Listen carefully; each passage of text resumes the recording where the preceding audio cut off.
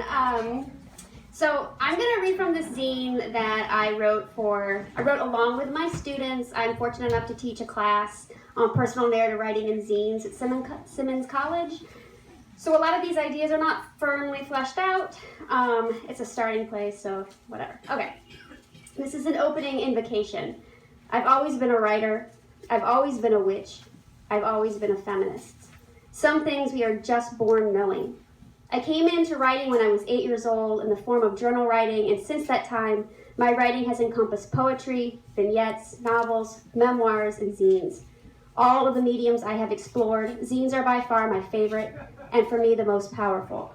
I came to feminism when I was in middle school, when I realized I wanted to do what I wanted to do. I wanted to be unfettered, unchained, unhinged. I finally claimed myself a witch when I was a junior in high school, and since that discovery, I have studied various forms of the craft, from tarot reading, candle magic, spirit boards and pendulums, spell casting, and meditation. Of all the forms of magic I have embraced, writing zines is by far the most powerful and effective way for me to conjure.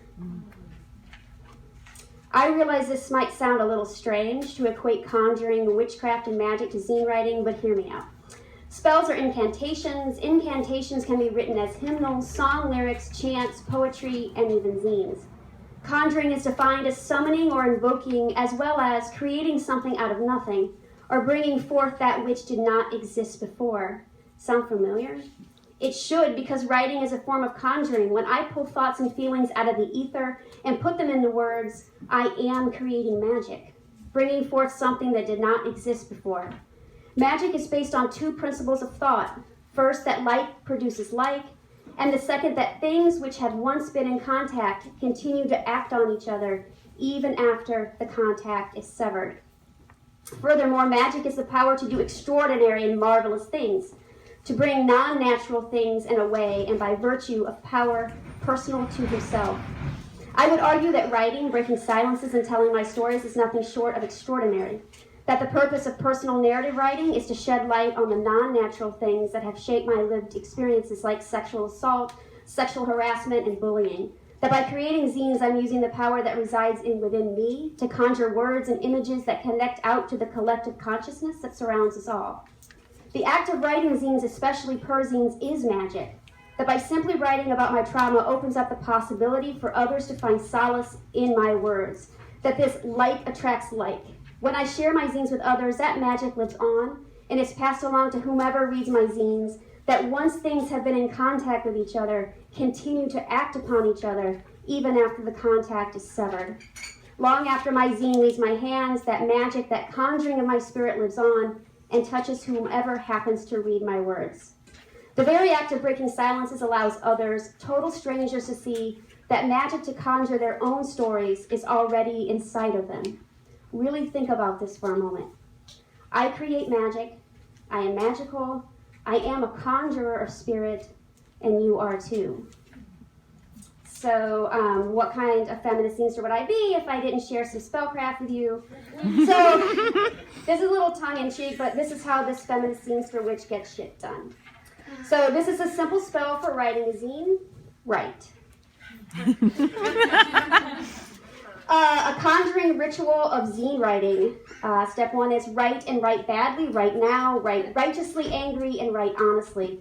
Write deeply and from your diaphragm. Write from the deepest part of the well that holds all the stories of your being. Write to give them life, and then write to set them free. We belong to no one as our stories belong to the world. Step 2, practice magical thinking, think magically.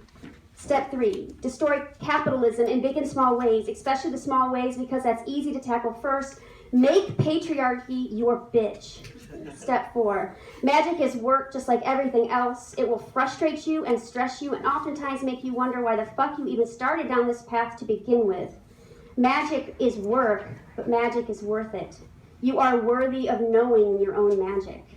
Step 5, develop your magical power. Flex those muscles to their full extent when oppression comes knocking on your door. Put your magical fist through the teeth of patriarchy. This is a spell for conjuring your true self. Stare into a mirror. Stare until you lose softness. Stare until you lose your edges, your boundaries, and definitions that define you. Some of these boundaries are not your own. Recognize this and move on. Some of the definitions are strictly working definitions and are not made for permanency. Recognize this and smile. Let your smile fill the whole mirror, the whole room, the whole of the universe. Let your smile be your true self, which is expansion. You are expansion, so ride. And the last one, how to cast a spell on the patriarchy. Scream this incantation with a closed fist raised up above, high above you. Repeat as often as needed. I cannot be broken. I cannot be broken. I cannot be broken. Thank you.